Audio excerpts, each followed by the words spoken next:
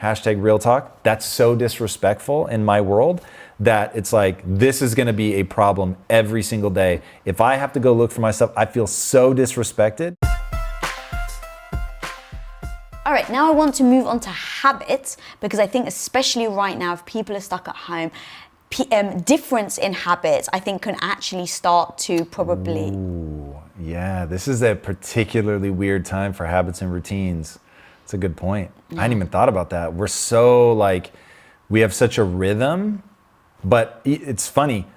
If we worked out at the same time, it could be a problem, because that's like your safe space. Like you, even I'm like, I'm in Lisa's gym. Like, oh God, I gotta hurry. It's so interesting. And the funny thing, part of me is like, he's in the gym. He's using my weights. We share everything 50-50 except the gym. Don't fuck with my gym. Yeah. That is a glimpse into our marriage, very much so. I do think, so again, rules, communication, people have got to talk about how do we use this space, right? So it is possible in the next 12 months that you spend 5-6 months on quarantine. Like, who knows, right? I am not an expert. I have no idea what will actually happen, but that is a very real possibility. Looking at the mutation rate of the virus and all that stuff, it's fucking real. So getting to understand how people effectively get their needs met in the space. I want to use this, like, for instance, the gym would be a perfect example for us. It is very important to you, the gym. Now, the gym is, using our language, the gym is meaningful to me. It isn't important like it is for you. If I missed a week, whatever, I don't fucking care. But like, you really like make it one of your highest priorities to make sure that you get your time in the gym. So it's like, if we were colliding and I was like messing up your routine because you use a lot of things all at the same time, it's like, I would be very respectful of that and say, cool, I get it, she needs her space. Then on my writing days, I need my space. I can't have people fucking interrupting me. It drives me crazy. And so if we were in a small house where it was like, during my writing time, you had to give me extra consideration, I would lavish you with praise for doing so, because I want to make sure I reward that behavior. But I would also give you the gift that you want, which is I would, hey, when are you not in the gym? And then I'll go make my gym time around that. If I have to work out, midday or really early, which thankfully for us, we're on slightly different sleep schedules. So for me, it's just, I wake up and I'll go straight to the gym, and usually I'm done before you even wake up. But setting those rhythms, talking through this stuff, giving gifts, like want the other person to be happy. And then when the other person is doing something nice for you, lavish them with praise for that. And don't lavish them with praise, because if this goes on for months, don't lavish them with praise in week 1. And then by month 3, it's just an expectation, right? Like, you like it when I boil your water, which I haven't done in the new house. Oh, I was going to say something to you today, and I was like, please do. So for I'm just totally out of the rhythm. I don't even go back there. So for the longest time, you were boiling the kettle, and it got to a point where I forgot to thank you, because I was just, and I remember being like, oh man, he didn't boil the kettle today. Yeah, you noticed if I didn't do it. Right. But you didn't notice if I did do it. And I remember you said, and you're like, look, it's turning into an expectation. And I was like, oh my God, you're so right. I can't believe it.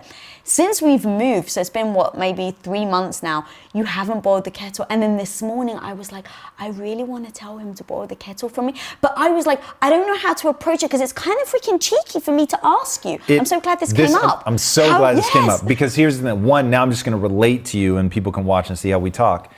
There is no malice. I'm not being passive aggressive. I legitimately need to see it to remember. And so and then once I get in the habit, then we're good. And when we were living here, I would walk by it every morning, and I would see it on the way in and the way out.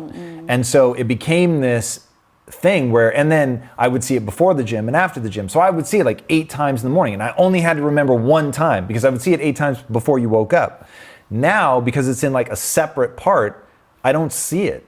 So I never just accidentally walk by it, ever.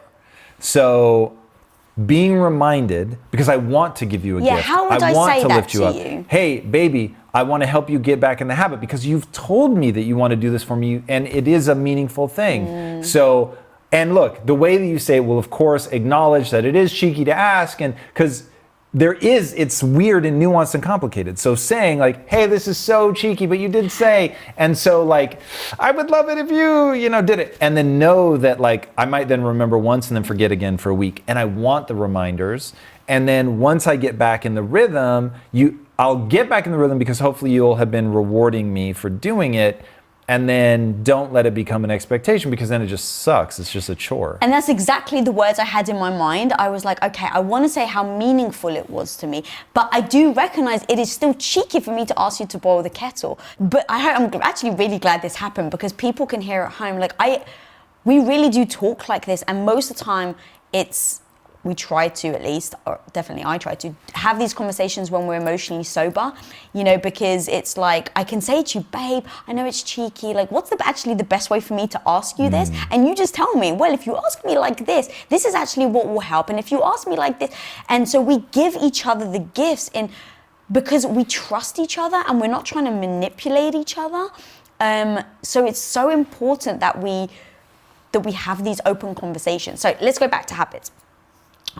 So people are at home, so let's say they start talking about the communicating what's important to them, what's not.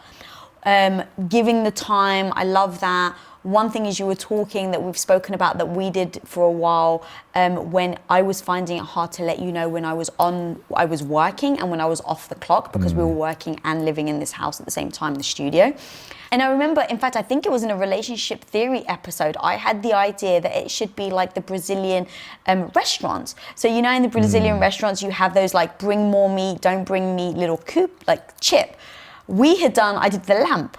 And in the bedroom, I would switch on the lamp when I was, it was nighttime for me, when I was switching off work. So what you would do is you would come into the bedroom, maybe say something about work, see the lamp was on and be like, love you, and then you would walk back out. So it was an indicator to the other person without having to say the words. So as you were talking, if you're confined in this space, maybe there's certain things like that. Whereas like, if you don't want to be bothered, have the discussion, right? Because even in the words don't want to be bothered, some people may get their back up by it. So have the things like, I need space, I need time to focus, like using these types of words I think will help that communication.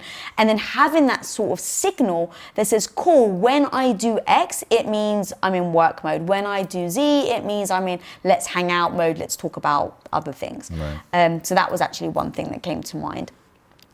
But what about things like habits like, in fact, let us talk about this. Leaving clothes on the floor and someone's messy, the other person's neat.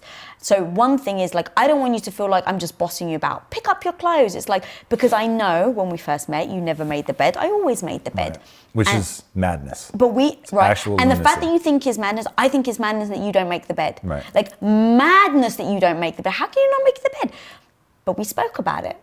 And you explained, and originally I definitely came to it from a judgment perspective because I'm like, oh God, I can't believe goals, which moves you towards your goal or not. Right. Like I'm all for it. And this is really what people need to be thinking about when it comes to this. So this is a perfect example because I think it's real. I think a lot of people are going to struggle with it in terms of clean up, don't clean up. So if you're in a relationship where one person wants things clean and one doesn't, I promise you, you are at a collision of values. One person thinks it is self-evident that you should be picking up and keeping things tidy. And one person thinks it's self-evident that to constantly be cleaning and tidying when something is just going to get messy the next day doesn't make any sense. So one is there's two types of collisions of values. Ones that can be worked through and you can come to a compromise or a new agreement, and one where absolutely not. I'm not going to change. I understand your position. I understand it perfectly. Steel man. I got it. I can explain it better than you. And I still think it doesn't make any sense, and vice versa. So let's deal with that, where there's just no compromise to be had, which for us is being tidy.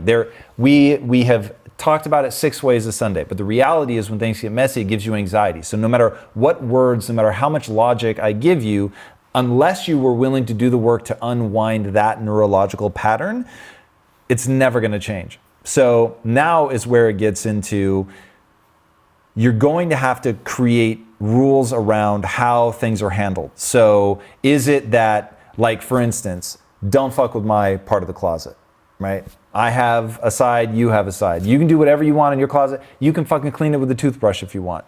I have my side of the closet. Yo, you don't have to look at it. Like, it's going to be the way I want it to be. And that's that. I'm not asking you to deal with it. I'm not asking you to clean it. I'm not asking you to wash my clothes. Nothing. But I am not, I understand your argument, but I'm not willing to do inefficient shit. It doesn't make fucking sense to me. So I'm going to keep mine the way that I want to keep it. You're going to keep yours the way you want to keep it. And all public areas will default to DMZ, which means I can't be messy in it. In this example, clean is an absence. So the default in there would just be lack of mess. You take care of yours, I take care of mine. If you want the bed made and I don't, by all means, make the bed. And I won't touch it during the day. I won't mess it up. But don't ever ask me to make it. So basically, it's don't and cast... then do get the bed ready after, because we sleep with separate blankets. Yeah, and so that's another thing, because you're like, if you make the bed, then you have to make sure that when I climb back into it, I don't have to fuss with the blankets. Yeah, meaning when you make the bed, you will oftentimes actually remove my blankets from the bed, sometimes remove them from the room, and it's like, hey, if you're going to do that, I absolutely accept it. Don't make me hunt for my own. Like that's really like #real talk. That's so disrespectful in my world that it's like, this is gonna be a problem every single day. If I have to go look for myself, I feel so disrespected. It's like, but that's interesting that like you do me. No. You do you. I'm not gonna stop you. But don't make it my problem. Right. Don't force your value system on me. Like we have to say, we can't agree on this. I don't need you to adopt my values, but don't make your values my problem either. And it, like, even just in the tone you're using, like disrespectful, that's a big fucking word. 100%. Used intentionally. Correct. And I know that you use your language very specifically. And I just want to point out, though, that from my perspective, I never would have thought you'd be disrespected, because I wouldn't have perceived it like that myself. So, like, I don't think of you putting your socks on the floor as being disrespectful. I just think you're messy. But me moving your blankets from the bed wouldn't have occurred to me that you would interpret it to be disrespectful. And so if we didn't communicate and you didn't tell me that, I would have been like, what the fuck is wrong with him? Like, why is he grumpy? Like, right? And we would have battled and we wouldn't have said the words and I wouldn't have quite understood, because I don't see it like you do. But because you were very honest and open, instead of me trying to persuade you, like, no, it's not disrespectful, I'm just like, cool, that's how he feels. I'm going to respect that you feel disrespected by that, right? And so if I can respect it, then I can go, cool, how do I choose to act? Because then it's in my control. I can choose to disrespect you, but know that I'm disrespecting you. Or I can choose to not make the bed, or, whatever. But in that communication has allowed both of us to understand where the other person's coming from.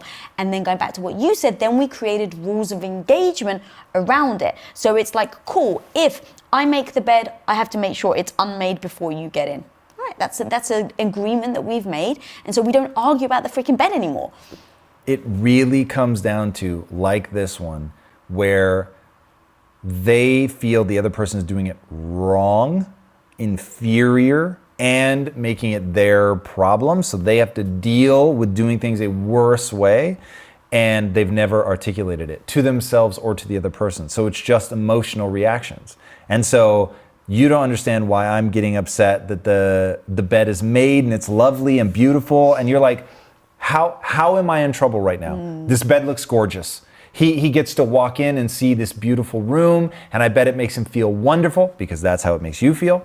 And so you're just projecting it onto the other person without thinking through. When I walk in and I see a made bed, I either don't notice it, or I think, oh, this is a pain in the ass. I have to like remove all the blankets and stuff before we can get into bed. I don't look at it and go, ooh, that's beautiful. So all the things you think I'm getting out of it, I'm not getting out of it. But until each person like really stops and defines it for themselves and then articulates it to the other person, it just becomes like that, the nagging and the bickering and the fighting, and no one ever stops to ask, what are we actually fighting about? Yeah, oh, actually, also, it makes me, as you were talking, making the bed, because this is how I was brought up, I perceived it as being a good wife.